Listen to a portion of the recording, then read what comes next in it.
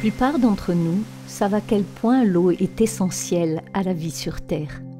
Le corps humain est composé de près de 2/3 d'eau.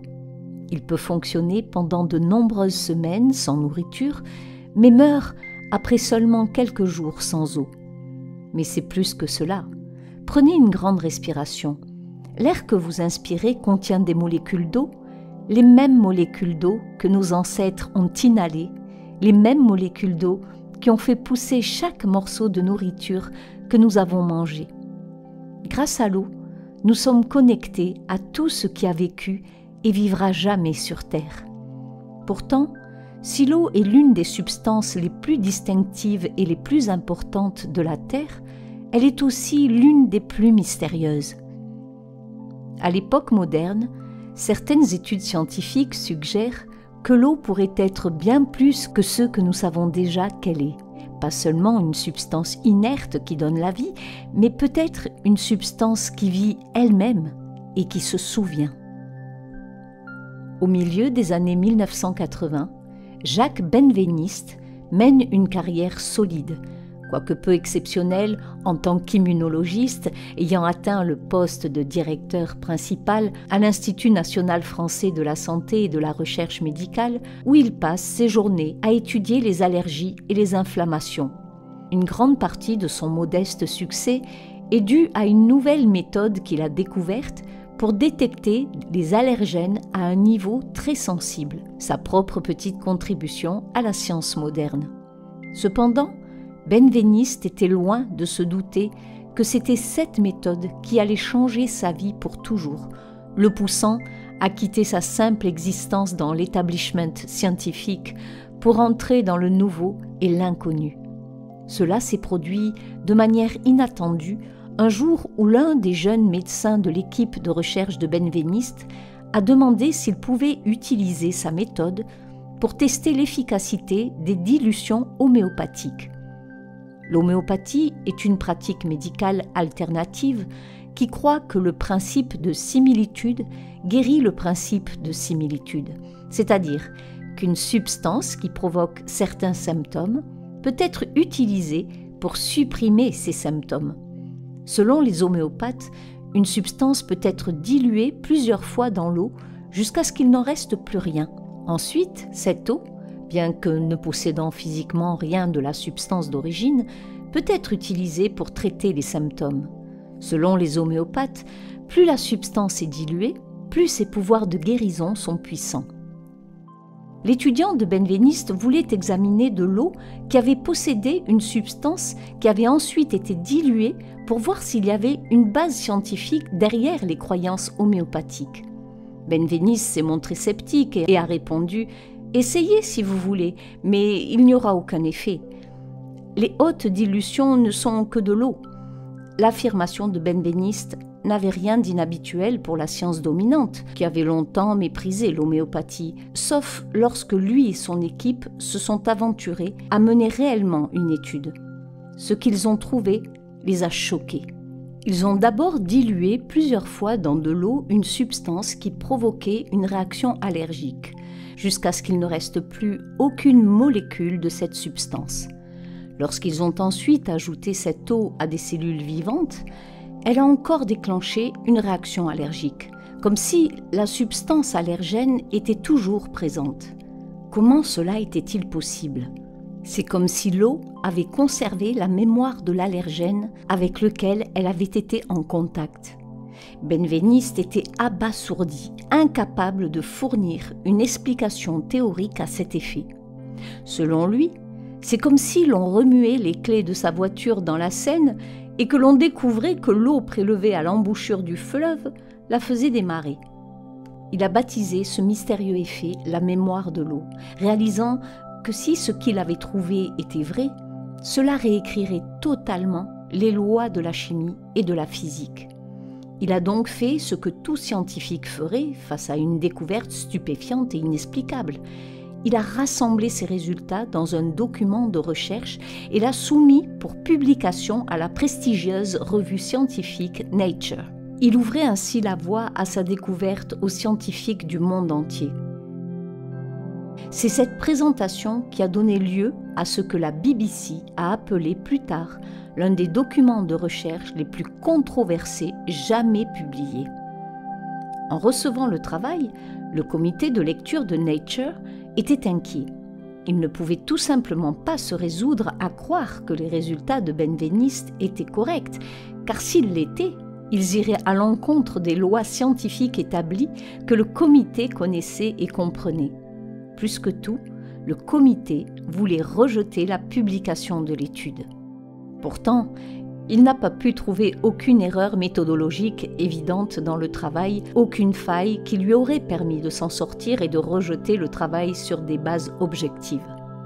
Pendant plus de 2 ans, ils ont fait des allers-retours, cherchant une issue avant de finir par accepter, à contre-cœur, de publier les travaux de Benveniste en 1988. Leur accord, cependant, était subordonné à 2 réserves importantes. Premièrement, la publication de l'étude serait accompagnée d'une note écrite par le rédacteur en chef de Nature, John Maddox, et celle-ci informerait les lecteurs qu'un article paru dans le numéro de cette semaine décrit des observations pour lesquelles il n'existe actuellement aucune base physique avant d'avertir qu'il existe de bonnes et particulières raisons pour lesquelles les personnes prudentes devraient, pour le moment, suspendre leur jugement et exposer vigoureusement certaines des lois fondamentales de la science que le travail de Benveniste aurait pu violer. En outre, Maddox a pris la décision sans précédent de faire en sorte que Benveniste accepte de refaire l'expérience sous la supervision d'une équipe mise sur pied par Nature afin d'en vérifier la qualité. C'est lorsque cette équipe est arrivée que les choses ont commencé à devenir très bizarres. Au lieu de scientifiques, Nature a envoyé un magicien professionnel du nom de James Randi et un démystificateur professionnel de la fraude scientifique, Walter Stewart, pour superviser l'expérience. Ils se feront connaître sous le nom de Ghostbusters. C'était particulièrement inhabituel si l'on considère que l'objectivité est un principe fondamental de la méthode scientifique. Les scientifiques ne sont pas censés se lancer dans une étude en recherchant des résultats spécifiques. Pourtant, Nature avait envoyé des hommes dont le travail consistait à démystifier les faits afin qu'ils entrent dans l'étude pour rechercher des résultats contraires bien spécifiques. Sans surprise, puisque c'était leur travail, c'est ce qu'ils ont fait. Au début, les répétitions de l'expérience semblaient confirmer les résultats initiaux de Benveniste. Mais lorsque les essais ultérieurs ont échoué, les Ghostbusters se sont empressés de publier la conclusion que les résultats originaux n'étaient pas reproductibles. La théorie de Benveniste sur la mémoire de l'eau, affirment hautement les Ghostbusters, est aussi inutile que fantaisiste. Le magicien professionnel James Randi a donné le coup de grâce en assimilant le travail de Benveniste à la prétention d'avoir vu une licorne alors que l'on n'avait vu qu'une chèvre.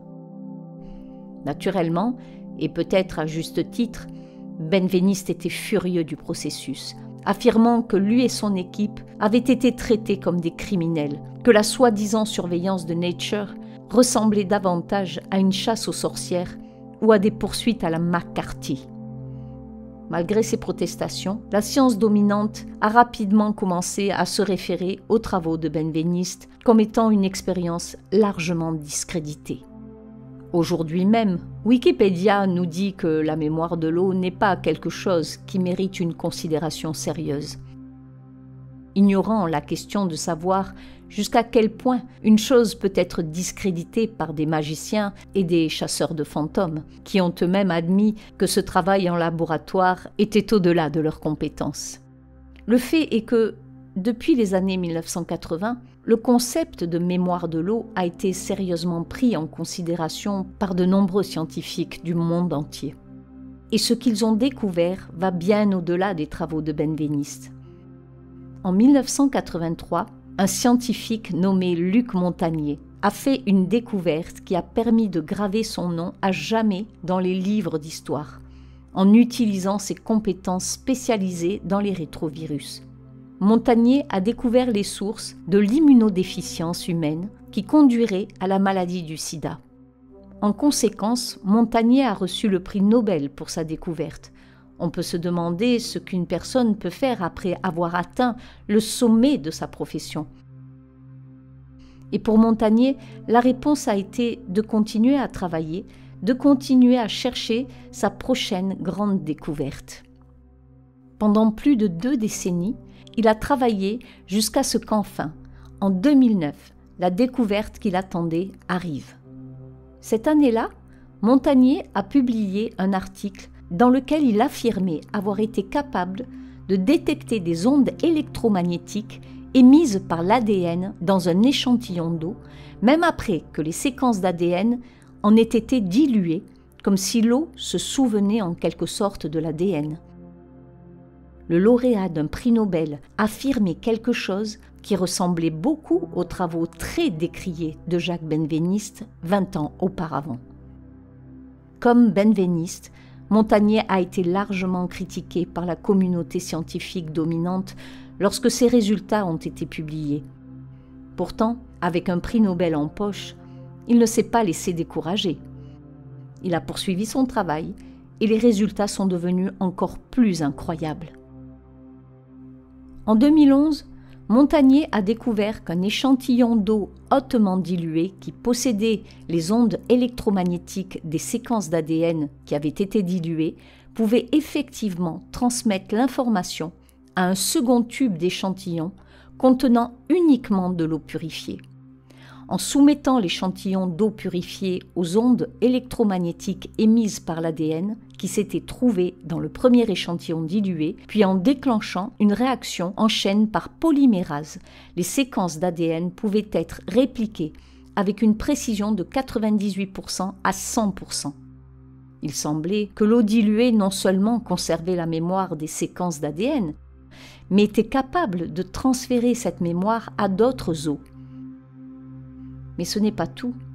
Montagnier et son équipe ont découvert qu'ils pouvaient même transmettre les signaux électromagnétiques de l'ADN de manière numérique entre ordinateurs, par Internet, et reproduire l'ADN dans une eau totalement nouvelle dans des laboratoires éloignés. Ils envoyaient un fichier audio à travers le monde à une autre équipe de recherche qui le faisait jouer dans un tube d'eau purifiée et utiliser la réaction en chaîne par polymérase pour faire une copie de l'ADN original. Il faut noter que tout le monde n'a pas tourné en dérision les travaux de Montagnier.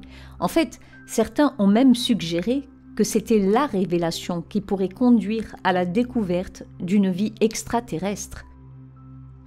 Si l'eau peut conserver la mémoire des séquences d'ADN et que la méthode de Montagnier permet de répliquer cet ADN dans les laboratoires du monde entier, alors pourquoi, ont demandé certains, cette même méthode ne pourrait-elle pas être utilisée pour répliquer l'ADN extraterrestre potentiel piégé dans l'eau trouvée sur les astéroïdes et les comètes?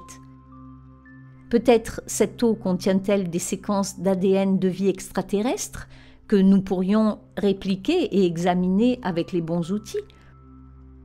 Grâce à son incroyable travail, Montagnier a imposé son retour dans le courant scientifique dominant, organisant même un événement sur la mémoire de l'eau aux Nations Unies en 2014.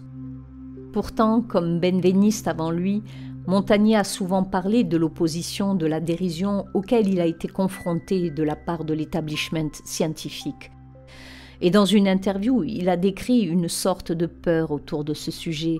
Comme lorsqu'il s'agissait de travaux sur la mémoire de l'eau, les revues scientifiques avaient peur de les publier en raison de la terreur intellectuelle des personnes qui ne les comprennent pas. Mais quelle que soit la terreur intellectuelle que suscite la mémoire de l'eau, le travail de scientifiques comme Luc Montagnier se poursuit. En fait, presque au même moment où Montagnier travaillait sur la mémoire de l'eau et l'ADN, un autre scientifique a adopté une approche différente du phénomène. En 2007, Martin Chaplin, spécialiste des propriétés des molécules d'eau, a proposé une explication de la théorie expliquant comment la mémoire de l'eau pourrait être possible.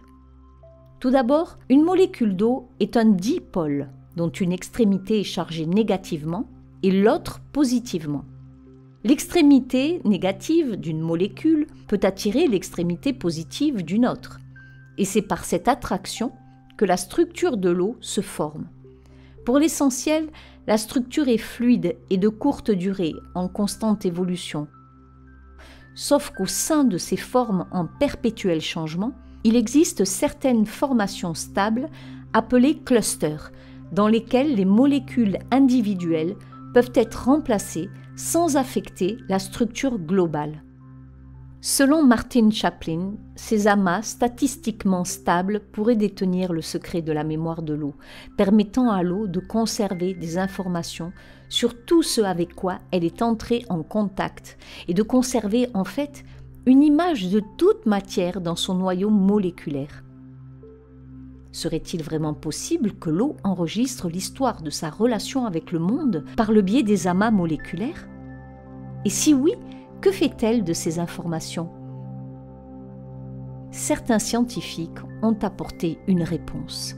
Masaru Emoto est un homme d'affaires, un scientifique et un auteur japonais qui s'est fait connaître dans les années 1990 après avoir mis au point une méthode pour congeler des échantillons d'eau et photographier les formes cristallines qui en résultent à l'aide d'une analyse par résonance magnétique et d'une photographie à grande vitesse.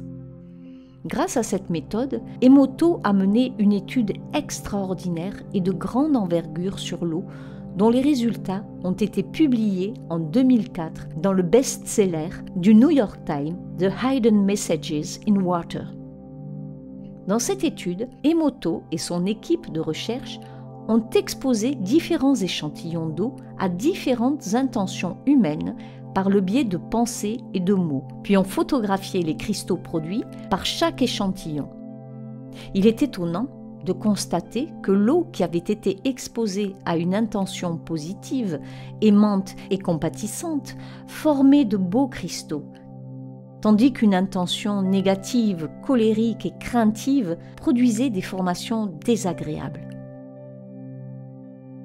Bien sûr, les termes beau et désagréable sont subjectifs. Alors, voyez par vous-même le cristal pour l'amour et la gratitude, pour tu me dégoûtes, pour éternel, pour la paix, pour le mal, pour merci. C'était comme si l'eau a absorbé la positivité pour en faire quelque chose de beau et transformer la négativité en quelque chose de laid. Emoto et son équipe ont poursuivi leurs études en exposant des échantillons d'eau à différentes pensées et paroles, à des mots écrits sur du papier collé contre un récipient d'eau et même à de la musique. Notez le cristal formé par de l'eau qui avait été exposé à la symphonie numéro 40 de Mozart et comparez-le au cristal formé par de la musique heavy metal. Finalement, Emoto est arrivé à une conclusion à la fois simple et profonde. Il a affirmé que des changements positifs dans les cristaux d'eau pouvaient être obtenus par l'appréciation et l'amour, par des prières et des mots de gratitude et par de la belle musique. En 2006, Emoto a cherché à le démontrer à grande échelle.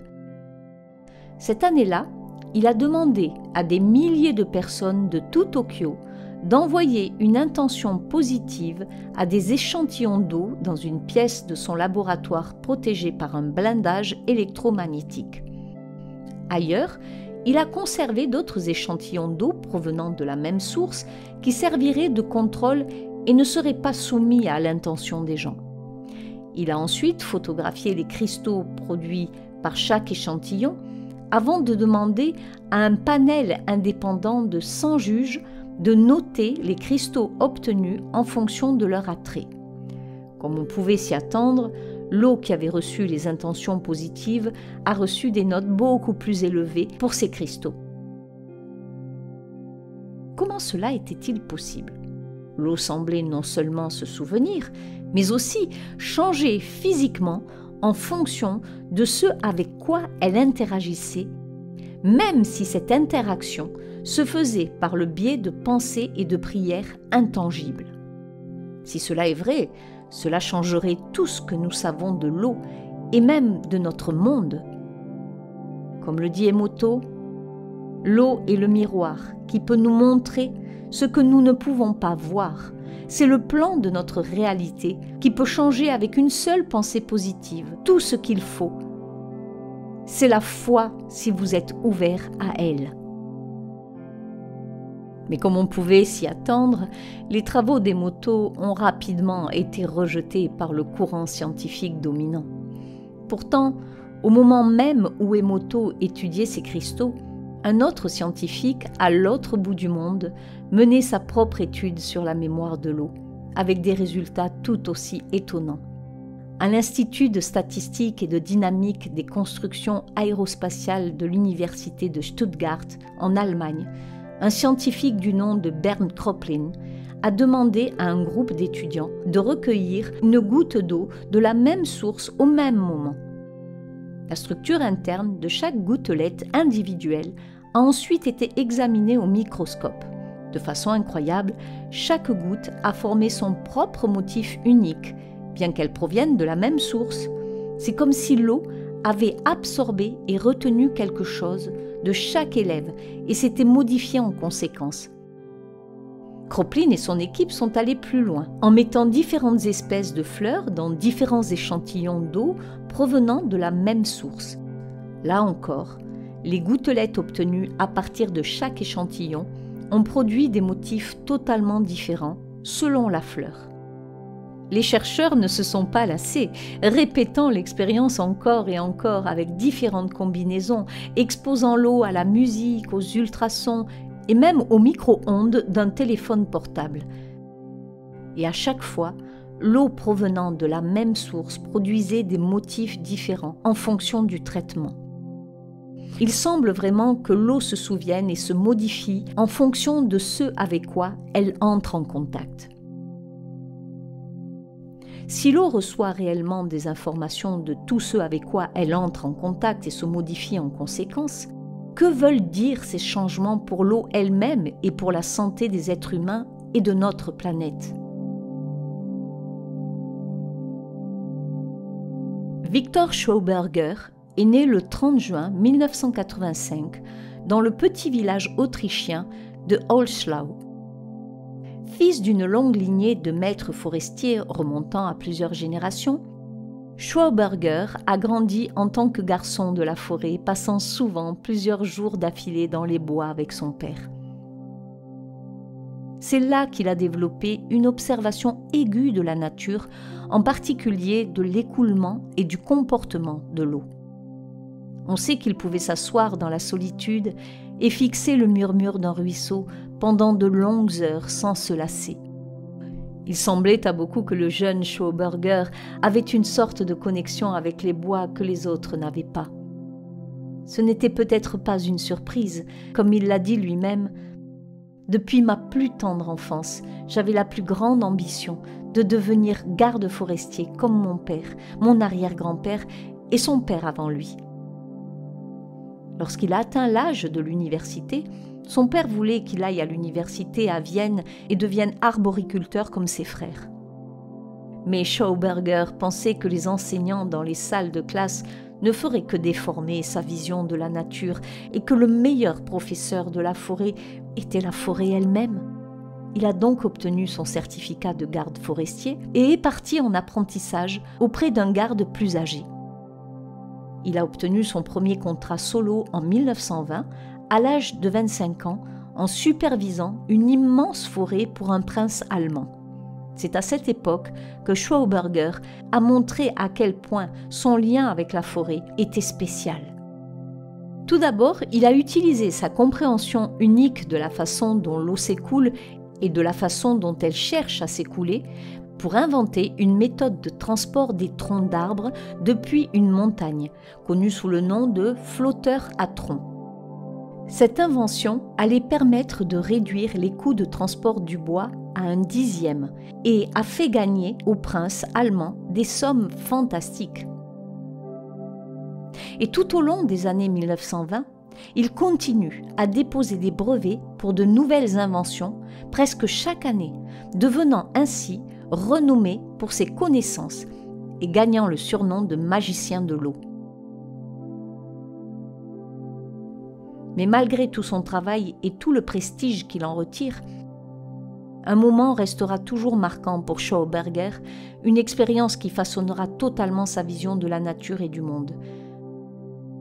Alors qu'il visitait un district éloigné dans les montagnes avec de vieux chasseurs, Schauberger a été conduit à une ancienne cabane en pierre qui recouvrait une source naturelle utilisée depuis longtemps par les chasseurs.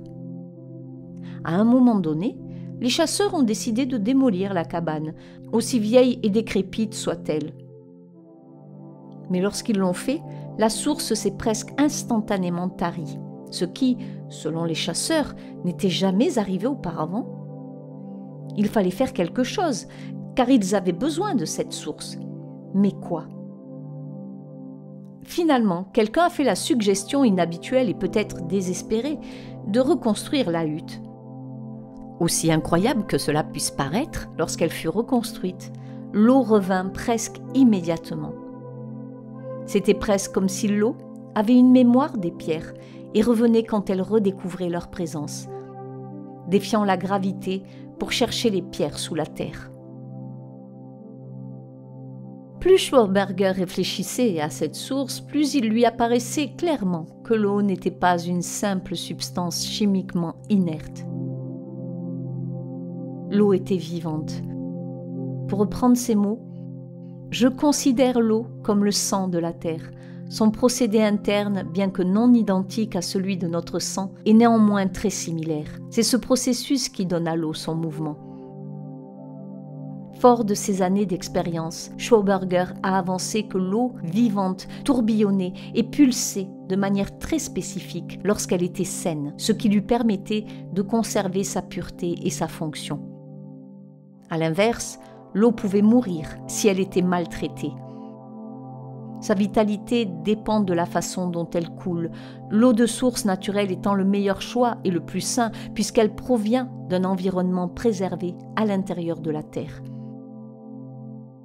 À partir de cette prise de conscience, Schauberger a commencé à craindre la façon dont les humains utilisent et traitent l'eau à l'époque moderne, en la faisant passer par de longs canaux rectilignes et des dispositifs cylindriques que l'on ne trouve pas dans la nature, avec de nombreux virages à angle droit, contrairement aux courbes douces d'un ruisseau ou d'une rivière. Schauberger était convaincu que ce traitement entraînait la dégradation de la structure naturelle de l'eau. Si l'eau est un être vivant, c'est alors de cette façon qu'elle meurt. Ce que cela impliquait pour la planète et les êtres humains qui dépendaient de l'eau pour leur survie terrifiait Schauberger. En fait, il a passé les dernières années de sa vie à travailler furieusement à la mise au point d'un appareil qui produirait de l'eau vivante en simulant le mouvement des torrents de montagne. Pour cela, beaucoup de gens de la science dominante se sont moqués de lui, ce à quoi il a répondu « Ils m'appellent le dérangé, l'espoir est qu'ils aient raison. Il n'est ni plus ni moins important qu'un nouveau fou erre sur la terre. Mais si j'ai raison, et que la science a tort, alors que le Seigneur Dieu ait pitié de l'humanité. » La question de l'impact de la façon dont nous gérons notre approvisionnement en eau a été explorée à une époque plus moderne par Masaru Emoto, en utilisant la même méthode que celle utilisée pour examiner l'eau chargée d'intentions humaines. Emoto a étudié les cristaux produits par des échantillons d'eau provenant de différentes sources. Il a constaté que l'eau des sources de montagne produisait de beaux cristaux, tandis que l'eau du robinet des villes japonaises ne formait que des cristaux incomplets et que l'eau du robinet de Londres, en Angleterre, ne formait pas de cristaux du tout. Des décennies après que Schauberger ait théorisé que l'eau était un être vivant qui pouvait mourir, il semblait qu'Emoto montrait que, d'une manière ou d'une autre, quelque chose n'allait pas avec l'eau des villes, une eau transportée et traitée par des moyens non naturels. Mais pour quelle raison ? En 2005, une équipe de biophysiciens russes dirigée par Konstantin Korotkov s'est rendue dans une région reculée du Venezuela pour y mener une étude révolutionnaire. Leur destination était Roraima, une région dont les eaux n'avaient jamais été en contact direct avec les humains et connue par les tribus locales comme la mère de toutes les eaux. Pendant 3 jours, les scientifiques ont traversé la savane vénézuélienne, la jungle et finalement escaladé un mur de 800 pieds pour atteindre le sommet de Roraima, où l'eau était dans un état de pureté unique. Leur mission était de tester l'eau à l'aide d'un appareil que Korotkov avait mis au point pour mesurer la lueur électrophotonique autour des membres de son équipe, des plantes, des objets et bien sûr de l'eau. En bref, ils allaient mesurer les propriétés énergétiques de la mère de toutes les eaux. Korotkov et son équipe ont émis l'hypothèse que les eaux de Roraima pourraient avoir 2 voire 10 fois l'énergie de l'eau normale. Mais lorsqu'ils ont commencé leurs analyses, les résultats les ont stupéfaits. L'eau du Roraima n'était pas 2 fois plus active, ni 10 fois, mais 40 000 fois plus active que l'eau normale. Ses propriétés énergétiques étaient si importantes que Korotkov et son équipe ont conclu que l'eau du Roraima et l'eau habituelle étaient des substances fondamentalement différentes. Plus incroyables encore furent les effets de l'eau du Roraima sur l'équipe de recherche pendant son séjour. En utilisant le même appareil que celui utilisé pour mesurer les propriétés énergétiques de l'eau elle-même, Korotkov a constaté que le champ d'énergie des membres de son équipe montait en flèche chaque fois qu'ils se trouvaient au sommet du Roraima. Là où Masaru Emoto avait montré dans ses travaux que l'eau des villes semblait malade d'une certaine manière, ici, Korotkov montrait que les eaux vierges de Roraima semblaient déborder d'énergie et de vie et semblaient même capables de transférer ses propriétés énergétiques aux personnes qui l'entouraient. C'est pourquoi, ces derniers temps, nombreux sont ceux qui, comme Schauberger, ont consacré leur vie à tenter d'inventer un moyen de ramener l'eau à un état vierge plus naturel, avant qu'elle ne soit affectée par l'humanité, pour en fait lui redonner vie. Cette eau vivante est souvent appelée eau structurée. En 2014, un scientifique nommé Guy Londechamp a publié les résultats de 5 années de recherche sur des sujets ayant bu de l'eau structurée à partir d'un dispositif de structuration qu'il avait inventé. Selon Londechamp, les sujets ont vu une augmentation de 80% de leur champ énergétique après un seul verre. Des études similaires examinant les effets de la consommation d'eau vivante au lieu de l'eau qui sort des robinets dans les villes ou même de l'eau en bouteille se poursuivent à ce jour, avec des résultats similaires. Mais l'idée que l'eau puisse être vivante ou morte, énergétique ou non, est une idée qui remonte bien au-delà de la science moderne. De nombreuses traditions humaines parlent de sources d'eau curative sacrée, du fleuve Gange en Inde à l'eau sacrée du sanctuaire de Notre-Dame de Lourdes en France, en passant par des sources de guérison déclarées dans le monde entier. Mais allez plus loin et rappelez-vous l'expérience de Masaru Emoto qui a montré que l'eau pouvait être infusée avec l'intention humaine. De nombreuses traditions religieuses et spirituelles dans le monde entier semblent suivre ce concept. Pensez à l'eau bénite utilisée dans le christianisme pour le baptême ou aux ablutions rituelles avec les prières quotidiennes dans l'islam. Pensez à la façon dont les moines bouddhistes chantent au-dessus de l'approvisionnement en eau de la communauté, ou comment, dans les traditions indigènes d'Amérique du Nord et du Sud, l'eau peut être rituellement infusée avec une intention de guérison par les prêtres et les chamans. Dans chaque cas, la conviction est la même. L'eau peut être transformée en quelque chose de meilleur si elle est traitée correctement. Ces connaissances anciennes ne sont-elles pas justement confirmées par les études modernes ? En fait, Korotkov et Emoto ont tous deux étudié directement le lien spirituel. Korotkov a étudié de l'eau sur laquelle on avait chanté dans des monastères russes et a constaté qu'elle avait une qualité énergétique beaucoup plus élevée que l'eau ordinaire. Il a même travaillé sur l'influence mentale à distance sur l'eau, en demandant à des guérisseurs d'envoyer leur influence et leurs intentions à des échantillons d'eau provenant du monde entier. et a constaté à nouveau que les pensées des guérisseurs provoquaient des changements significatifs dans les niveaux énergétiques de l'eau ciblée. Emoto, pour sa part, a testé les eaux du barrage de Fujiwara avant et après avoir reçu une prière d'1 heure du révérend Kato Oki, le prêtre en chef du temple Jiyuin, et a constaté qu'après avoir été infusée par la prière, l'eau produisait des cristaux beaucoup plus beaux.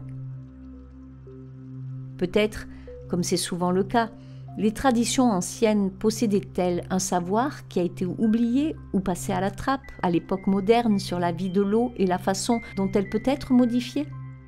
Mais si cela est vrai, la question est alors de savoir ce que cela signifie pour nous à l'époque moderne. Comment la connaissance d'une eau vivante, d'une eau dotée d'une mémoire qui change fondamentalement ce qu'elle est, peut-elle modifier notre compréhension et notre interaction avec le monde qui nous entoure? Pour répondre à cette question, nous pourrions revenir à une dernière expérience réalisée par Masaru Emoto, peut-être sa plus célèbre et la plus spectaculaire. Dans l'expérience, Emoto a mis de côté 3 gobelets, chacun contenant une tasse de riz recouverte d'eau. Pendant 1 mois, Emoto répétait chaque jour à l'un des gobelets « Merci ». Au 2e gobelet, il répétait « Tu es un idiot ». Et au 3e, il ne disait rien du tout. À la fin du mois, le riz du gobelet « Merci » fermentait bien et dégageait un arôme agréable. Puis le riz dans le gobelet pour « Idiot » était noir et mort, et le riz dans le gobelet du méprisé avait pris une couleur bleu-vert avec de la pourriture. Réfléchissez à ce que cela suggère.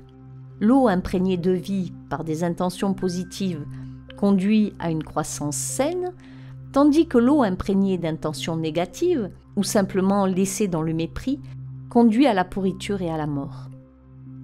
Est-il possible que les humains aient besoin d'une eau vivante pour leur santé et leur vie, et qu'en buvant l'eau morte que l'on trouve dans les villes modernes, nous nous empoisonnions en fait? Pensez à la propagation rampante des problèmes de santé mentale dans les temps modernes, au niveau stupéfiant de dépression et d'anxiété. Cela pourrait-il avoir un rapport avec notre eau? Sommes-nous en train de pourrir de l'intérieur, comme le riz d'Emoto? Pour certains, la solution à ce problème d'eau perçue est simple. Nous devons boire de l'eau vivante provenant de dispositifs structurants, comme ceux créés par Schauberger et l'onde de champ. À défaut, nous pouvons au moins prendre le temps de prier, de chanter ou d'envoyer de bonnes intentions dans un verre d'eau avant de le boire ou dans une baignoire avant de nous baigner. En d'autres termes, nous pouvons et devons, au quotidien, utiliser la mémoire de l'eau et sa capacité à se transformer en quelque chose de vivant et de sain pour notre propre bénéfice. D'autres, cependant, suggèrent que notre connaissance de l'eau vivante et de son incroyable mémoire peut être poussée beaucoup plus loin dans la poursuite de la santé humaine.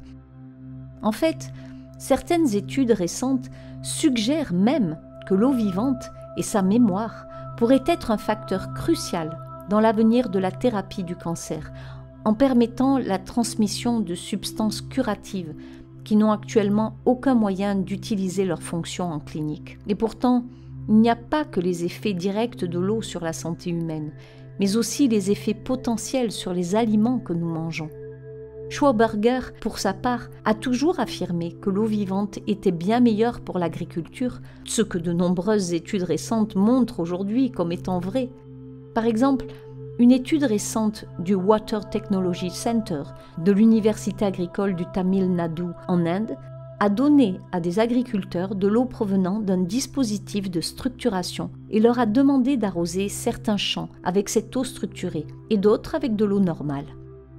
Les résultats ont montré une augmentation étonnante de la croissance et du rendement dans les champs utilisant l'eau structurée, doublant effectivement la production de blé, de tomates, de courgettes, de poivrons verts et de haricots. D'autres études ont montré que l'utilisation d'eau structurée permet de préserver l'eau, d'améliorer la santé des sols, de réduire le besoin de pesticides et même de faire pousser des aliments plus savoureux et de meilleure qualité nutritionnelle.